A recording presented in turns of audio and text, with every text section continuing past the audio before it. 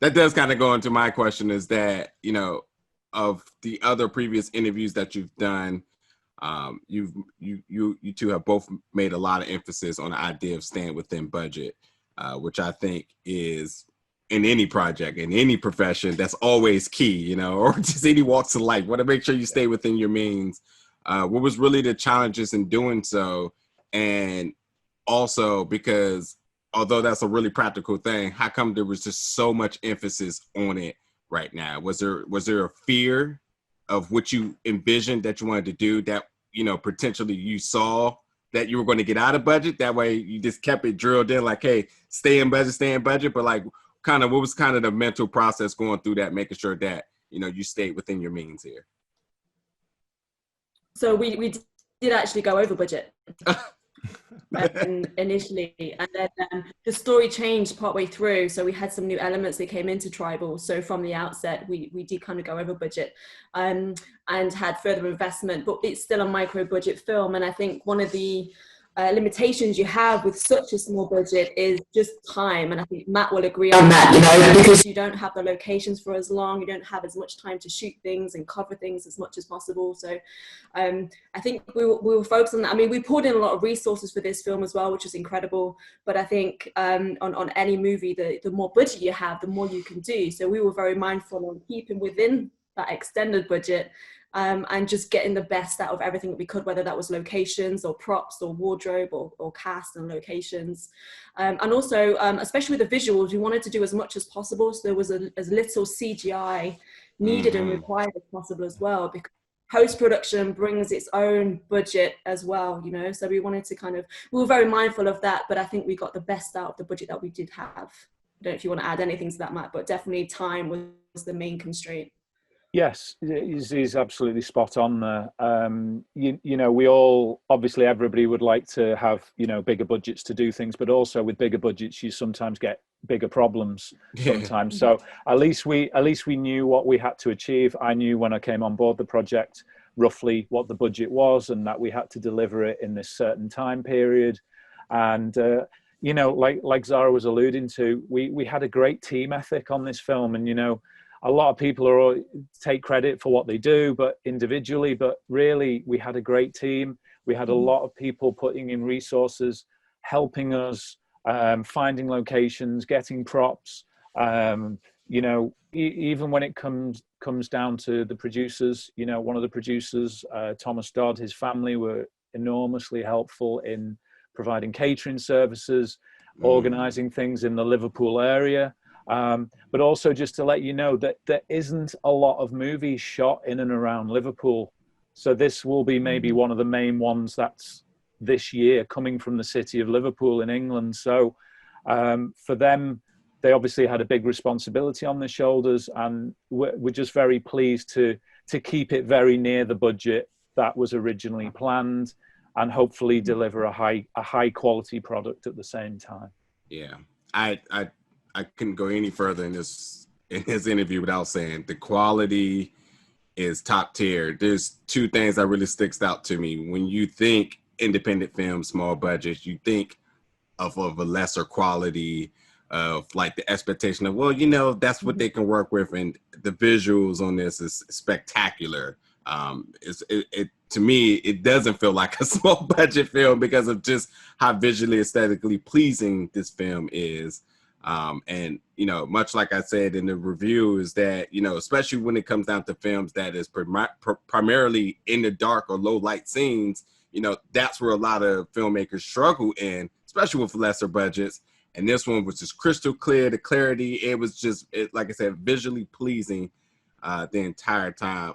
Zara, to you really quick, coming from a major film like Doctor Strange and your return to the big screen, so coming from a big budget film to a smaller budget film, you know, what can you really tell us as, you know, viewers, you know, what experiences and knowledge were you able to obtain in order to make sure you can craft this in a way it needed to be done with lesser money? Yeah, absolutely. And I think that's really awesome what you just said, because that was our plan all along, just to make sure that even though we were working within this micro budget, that we wanted to deliver something of good quality, and the production value and the production level, you know, outshone the budget. And I think it's only now we're really mentioning the micro budget because we're so proud of what we did with that small budget, and it doesn't look small budget. So I'm so glad you guys think that as well. But obviously working on Doctor Strange, like a multi-million-pound franchise with Marvel Studios, you know, I was very well looked after. I had my own trailer, I had my own chair, you know, catering was amazing. Worked with super talented actors, you know, Benedict Cumberbatch, Chiwetel, you know, Tilda, Mads Mikkelsen, all these like amazing A-list actors. So that experience alone was incredible, and I took a lot from that. There's a, you know, incredible stunt team and stunt department that I had the opportunity to work with. So, you know, lots of lessons and knowledge and experience taken from that. But I think with Tribal, for me, it was about collaborating more with the different departments, with Matt, the other guys involved, the other producers, and more of a team effort in that sense, because we didn't have that budget to spend.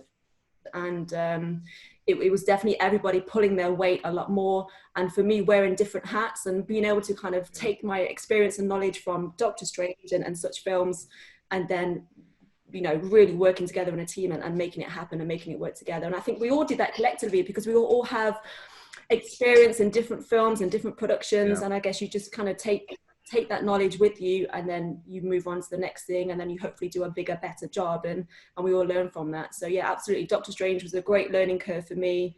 I took a lot from that, which was really awesome. Did you like Doctor Strange, by the way? Did you enjoy the film? Oh yeah. Oh yeah. I felt like that was a trick question there. Did you see the poster in, I feel like I'm, as well? Yeah, I was gonna say I feel like I marked myself into that one. Just check it. And Zara, I really liked how you mentioned. Oh, go ahead. Sorry, the visuals on Doctor Strange are just absolutely incredible as well. It's kind of so trippy, and the whole vibe and stuff. But we obviously didn't have that budget. But again, just going back to the initial sort of point, we wanted to make sure that Tribal had the best production value and quality that we could deliver collectively. Definitely. I'm almost scared to ask, like, where did you feel like it lacked at? Because again, it just was just so visually pleasing. I you know, for watching it on once on the laptop, once on the screen, I'm like, the quality just never lessened at all. It felt like this poor. And at one point, I was like, I'm checking my TV. I'm like, are you okay over there? Like, you're kind of showing off right now. I've never seen you just look this pristine right now. Like, I felt justified in the expense now. So thank you for that. But it just really was really well done. And, you know, for somebody who loves a good low light, even in photography, who loves to shoot in low light, to kind of see a film completely set, and majority of it set in that thing, and I could actually see. That's an amazing thing. And David would tell you 100%. We have seen films where it's like, I can't watch this. It's too dark. I can't. It's nothing we can do about this. Like, and this one was not a problem at all. It was beautiful. Great. I think that was important to you, wasn't it, Matt? Especially the action. Yes, it was. A couple of people have picked up on that, so I'm glad you did pick up on that in this interview, because we have made it a touch brighter, so you can see the action clearer, you can see the moves clearer. Yeah. We could have gone down that road where we just crushed all the blacks, made everything shadowy and dark. But I think we do have the shadows in the right places. You'll see there's a couple of scenes in the movie. There's one, you know, quite iconic scene where Zara's character appears to save the day, as it were. And, you know, we've got some nice lighting going on there with some nice use of shadows. And I'm glad you said that, because a lot of people are trying to conform to this. You've got to make it super dark and you can barely see someone's eyeball or the side of their nose, you know, to tell a story. And I think it's also important for fight fans to see the action. Exactly. Because you see so many of these films where they're so dark, and you're trying to piece together the choreography and watch the scene. And sometimes the lighting is, detracting from your viewing pleasure, really. So just wanted to make it very clear, you know, transparent, and hopefully people can enjoy the action. And for the horror element of it, you know, the one thing that invests fans is when you can see a character that you're investing in is scared, then you are tend to be scared. But if you can't see their face, then you don't know what to think. You can't engage in a level of intensity or severity in the scene if you can't even see the person. You know what I mean? So it's like, being able to see true fear in a person in the dark, it's like, okay, clearly it's going on. And there's a couple of scenes for sure where characters, especially when you talk about shadows, where characters kind of appear in front of the screen, you instantly think like, what's going on? Just like, and you look at their face like, oh, and then obviously some things transpire. It's like, oh, okay, I see what's happening here. So, and I think you can kind of tell what scene I'm particularly talking about here. But yeah, there's, that's why that's important, So thank you so much for you all work in that. Like it's beautifully done. No, I know. I'm glad you like it. Yeah, and we like Zara was saying before, we tried to keep the CGI down to a minimum as well on the film.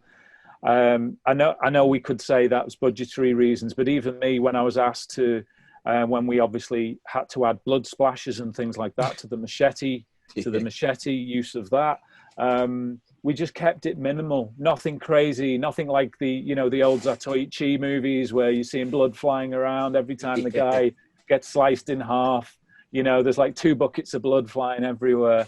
We just tried to keep it very naturalistic. The blood was all dark looking as well, which is something I haven't really referred to in interviews yet, but we kept it quite dark looking, not too colorful as well, to match obviously the darkness of the underground. So, a lot of thought even went into the, the post-production of the film. Like you say, when you're doing an independent movie, you've got to try and hit all bases hard, and make sure you do a great job on everything, not just acting, not just script. It goes right through to the post-production in the sound design, the music, everything. So we just obviously just trying to do the best possible movie we could do. Yeah, just want to give a little shout out to Steve Webster. So he was our DOP. So Matt worked very closely with him on the lighting, and because the majority of the film is underground, again, like you've already touched on, it was really important to us that you guys could see what was happening, but still kind of keep that suspense and that kind of underground feeling. But Steve did a great job. And again, because of budget limitations, we didn't have a huge crew. It was kind of minimal people, and especially working underground in the tunnels that we were in, it wouldn't have worked to have a big crew because, there were tight spaces sometimes. So I just want to give a little shout out to him because he did a great job. And, you guys working together collectively, I think really paid off. Yes, definitely. And obviously, Steve did a great job. I've known Steve for quite a long time now because I worked on a film with him about 10 or 11 years ago.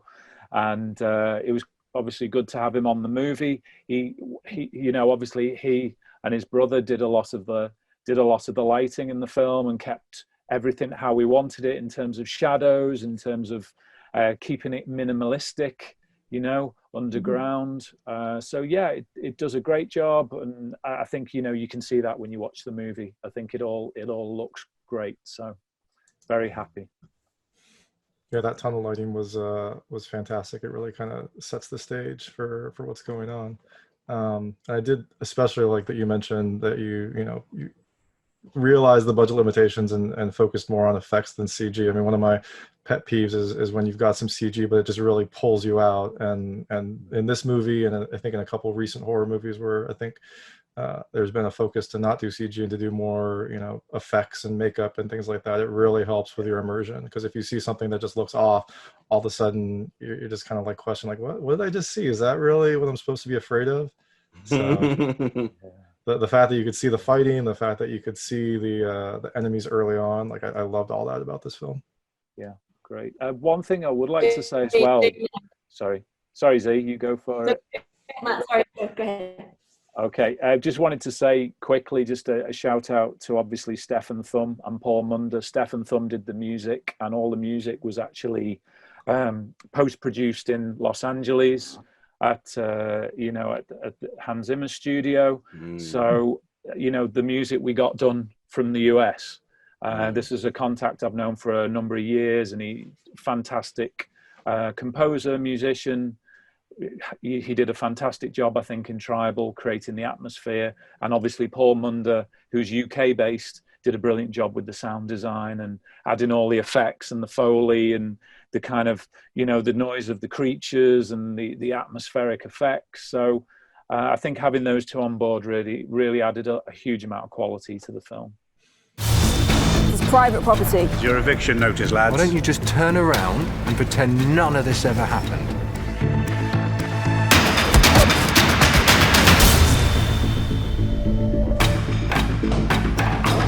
Another job for you two. Local rat has inherited his father's farm. What are we evicting? Vagrants. So we're kicking out homeless people. Sounds simple. Well, this looks straightforward enough. There's a hidden doorway. Leading where? Darkness. Are these bones? Not just any bone. Human bone. Something in the shadows! Why do I have a bad feeling about this? Some of our group being killed. What is going on down here? Mr. Kenning needed test subjects. Test subjects. We made all of these monsters out of the homeless people. His experiments were successful in unforeseen ways, heightened reactions, heightened strength. Soon, this will be a gift to mankind.